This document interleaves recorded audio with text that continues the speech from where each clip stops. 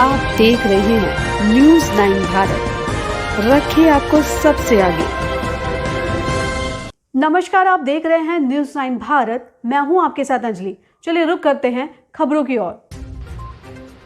आजमगढ़ लोकसभा उपचुनाव में नामांकन बीतने के बाद दूसरे दिन मंगलवार को बीजेपी प्रत्याशी और भोजपुरी स्टार दिनेश लाल यादव निरहुआ ने सिदारी क्षेत्र में हाईडील के समीप मऊ रोड स्थित मैरिज हॉल में अपने केंद्रीय कार्यालय का फीता काटकर शुभारंभ किया। इस दौरान अन्य भाजपा नेता भी मौजूद रहे। शुभारंभ के बाद कार्यालय में हवन पूजन कर विधिवत मंत्रोच्चारण के बीच जयकारे लगाए गए और जीत की हुंकार भरी गई। बीजेपी प्रत्याशी निरहुआ ने मीडिया के सवालों पर कहा कि चुनाव तो 5 साल में आता है, लेकिन भारतीय जनता पार्टी को 3 साल में ही यहां कमल खिलाने का मौका मिला है। जनता भी चाहती है कि इस बार कमल खिले। वहीं उन्होंने कहा कि हिंदू होने व सनातन धर्म पर गर्व है और अच्छा बातें हैं, जबकि समाजवादी पार्टी के लोग हाथों में रक्षा को काटने का काम करते हैं। वो अपने चुनाव प्रचार की शुरुआत चंदबारिशी में आरती और महादेव के मंदिर से करते हैं। वहीं सपा के प्रत्याशी मुबारकपुर में मजार पर चादर चढ़ाकर अपने चुनाव के प्रचार शुरू करते हैं। दोनों की अपनी अपनी मान्यता है। जिस प्रकार से काशी में महादेव विश्वनाथ का मंदिर बन रहा है और मथुरा में आज बाबा हैं, वहां भी भव्य मंदिर बन रहा है। पीएम के नेतृत्व में देश विकास की ओर चल रहा है। वहीं मुस्लिमों पर कहा कि पीएम के कल्याणकारी योजनाओं से जुड़कर उनको भी बहुत लाभ हो रहा है। मुस्लिम बहनें भी योजनाओं से जुड़ी हैं, जबकि समाजवादी पार्टी चंद वोटों के लिए अपनी मान्यता बदल देती है। अखिलेश यादव पर निशाना साधते हुए कहा कि वह तो कहते हैं कि कहीं भी पत्थर रख दो तो टीका लगा दो तो वह मंदिर बन जाता है। जब किसी पार्टी के वरिष्ठ नेता इस तरह से कहेंगे तो नीचे के कार्यकर्ता व नेता भी उसी का अनुसरण करेंगे। सुनते हैं निरहुआ ने क्या कुछ कहा। ईश्वर ने हम लोगों को एक बहुत बड़ा मौका दिया कि इतनी जल्दी आज तो 5 साल का चुनाव है और 3 साल में ही हमें मौका दे दिया कि हम लोग आजमगढ़ में कमल खिलाएं। और आजमगढ़ की जनता भी यही चाहती है कि यहाँ कमल खिले।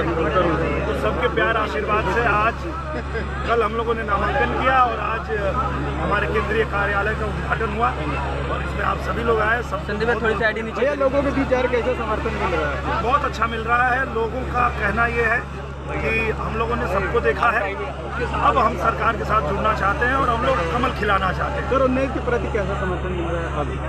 जी, 19 के प्रति अब समर्थन मिल रहा है। अच्छा, बहुत ही अलग समीकरण है। अभी जब हम लोग 19 में चुनाव लड़े थे तो विपक्ष का पूरा गठबंधन था, तो उनका पलड़ा बहुत ज़्यादा भारी था। पर अभी कांग्रेस अलग है, बीजेपी अलग है, बसपा अलग है, सपा अलग है, सब लोग अपना अलग अलग लड़ रहे हैं। तो अब जो है मुकाबला बराबरी का हुआ है।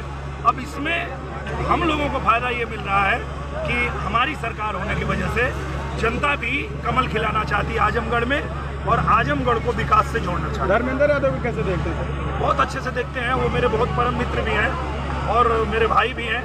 वो आए हैं चुनाव लड़ने के लिए, उनका स्वागत है। पर मैं इतना जरूर कहना चाहूँगा कि धर्मेंद्र यादव जी, अखिलेश यादव जी, डिम्पल यादव जी, आप लोगों को ये नहीं भूलना चाहिए कि पूर्वांचल में भी यादव हैं। यादव ही लड़ाना था तो पहले दलित को आप टिकट न देते। अगर दलित को टिकट दे दिया तो लड़ने देते। पूरा घुमा फिरा के फिर वही परिवार के दलदल में आपने अपनी पार्टी को फंसा दिया। पर वो आपकी राजनीति है, आप करिए, कोई दिक्कत नहीं है। हम लोगों का जो है लक्ष्य वो ये है कि हम आजमगढ़ में कमल खिलाएंगे और आजमगढ़ की वो हर समस्या जिसके लिए आजमगढ़ आज कितने दिनों से इंतजार कर रहा है, उसे हम प्रधानमंत्री के सामने ले जाके रखेंगे, मुख्यमंत्री जी के सामने रखेंगे और आजमगढ़ की हर समस्या का समाधान करवाएंगे। सबसे पहला जो हम लोगों का हम लोग चुनाव जीतते ही जो पहला काम करेंगे वो ये करेंगे कि हमारा आजमगढ़ आने वाला है अभी बरसात, और बरसात आते ही चारों तरफ से डूब जाता है। तो आजमगढ़ को बंधा से पहले चारों तरफ से उसको पहली प्राथमिकता होगी प्रधानमंत्री जी से बात करके, मुख्यमंत्री जी से बात करके कि सबसे पहले आजमगढ़ को पूरा बंधा बना के घेर दिया जाए ताकि बाढ़ की समस्या से निदान मिले। और दूसरा, आजमगढ़ का मास्टर प्लान हम लोग तत्काल जारी करवाएंगे, जिससे कि आजमगढ़ के लोगों के पास ज़मीन है, पैसा है, या वो लोन के लैंड की आप बात कर रहे हैं, जो बाढ़ खंड की बात है, वो सब मैंने मुख्यमंत्री जी को दे दिया है अब उस पर काम करवाना है, उसको तत्काल हम लोग सर, आप दुर्वासा ऋषि से शुरुआत किया, धर्मेंद्र जो है मुबारकपुर से शुरुआत की, क्या कहेंगे? चादर चढ़ा के क्या कहेंगे? हर व्यक्ति अपने अपने मान्यता के साथ में काम करता है। हमारी मान्यता जो है वो सनातन धर्म में है, हिंदू धर्म में है। मैं हिंदू हूँ, इस बात का मुझे बहुत गर्व है। मैं सिर्फ चंद वोट के लिए अपने धर्म का मजाक नहीं बना सकता और मैंने अपने आस्था से खिलवाड़ नहीं कर सकता। तो मैं चंद्रमा ऋषि के आश्रम से, चाहे अपना जो महादेव जी से हम लोगों ने शुरू किया था, तो ये तो हमारी परंपरा है, ये हमारी सनातन धर्म की आस्था है। पर जहाँ तक समाजवादी पार्टी की बात है तो वो मुबारकपुर में अगर मजार से शुरुआत करते हैं तो वो भी उनकी परंपरा है, क्योंकि वो लोग, उनकी पार्टी के लोग, हम तो हाथ में देखिए आज ये रक्षा बांध के शुरुआत किए हैं, वो लोग उनके पार्टी के जो लीडर हैं वो लोग ये रक्षा पकड़ के काटते हैं। तो बहुत लोगों के मन में ये सवाल होता है कि मैं क्यों भारतीय जनता पार्टी में हूँ। मैं भारतीय जनता पार्टी में इसलिए हूँ कि मैं एक हिंदू हूँ, मुझे हिंदू होने का गर्व है। और जो पूजनीय योगी जी महाराज हैं, जो हमारे मोदी जी हैं, वो हिंदू सनातन धर्म की रक्षा कर रहे हैं। राम मंदिर देख रहे हैं आप, चमक रहा है। आज बाबा जी पहुंच गए हैं मथुरा में, वो भी चमकेगा और बहुत जल्दी आपको बनारस भी दिखेगा। मुस्लिम वोटर्स को कैसे जोड़े हैं सर? मुस्लिम वोटर्स तो प्रधानमंत्री जी और मुख्यमंत्री जी की जो योजनाएं हैं उस पे जुड़ेंगे, जो उनके लिए काम किया गया है उससे जुड़ेंगे। ये धर्म और जाति पे ये बात नहीं होगी। ये देखिए मुस्लिम वोटर, हाँ बिल्कुल। आज देखिए मैं क्या बताता हूँ, इसी चुनाव में नहीं, इसके पहले वाले चुनाव से भी जो प्रधानमंत्री जी ने हमारी मुस्लिम बहनों के लिए जो काम किया, जो गरीबों के लिए काम किया, आप घर घर में देखिए, किसी ने ये नहीं पूछा आप मुसलमान हो, पूछ के राशन नहीं दिया, पूछ के टीकाकरण नहीं किया।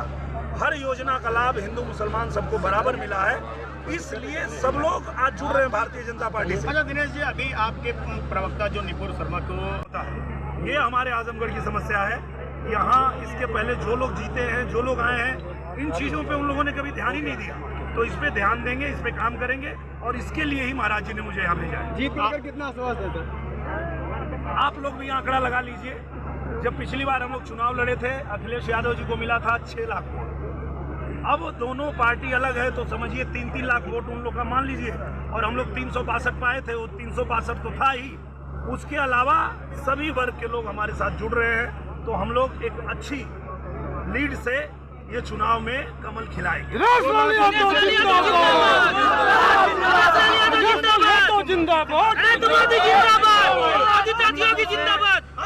देखिए जो टक्कर है कहीं न कहीं बहुजन समाज पार्टी की है। बहुजन समाज पार्टी ही टक्कर दे रही है, क्योंकि बहुजन समाज पार्टी का जो वोट बैंक है वो तो है ही, साथ में जो जातीय समीकरण उनके साथ गया है वो भी उनको प्लस कर रहा है। तो समाजवादी पार्टी से तो कोई मुकाबला अपना है नहीं, क्योंकि समाजवादी पार्टी का जो वोट है, जो यहाँ का गढ़ है, जैसे यादव वोट बैंक है, वो अब सब लोग मेरे साथ आ रहे हैं। 2-3 दिन 4 दिन के अंदर आप देखेंगे कि आपके आजमगढ़ के बड़े से बड़े लीडर हैं, यादव और यादव जो समर्थक है, वो सब आपको भारतीय जनता पार्टी के साथ दिखेंगे। वो लोग लगातार, और उनकी गलती नहीं है, पार्टी का जब जो वरिष्ठ नेता होता है उसकी जो मानसिकता होती है, नीचे के लोग उसी पे चलते हैं, नीचे के लोग उसी की भाषा बोलते हैं। तो जब अखिलेश यादव जी ये बात बोल सकते हैं कि कहीं भी पत्थर एक तो रख दो वहाँ मंदिर बन जाता है, कहीं भी लाल टीका लगा दो मंदिर बन जाता है, तो जब वो मुखिया ही हमारे सनातन धर्म का मजाक उड़ा रहा है, तो अगर उसके लोग उड़ाएंगे तो इसमें कोई आश्चर्य की बात नहीं है। अभी के लिए फिलहाल इतना ही काफी। बने रहिए हमारे साथ। छोटी से बड़ी खबर जानने के लिए न्यूज़ 9 भारत पर अब चाहूंगे इजाजत। नमस्कार।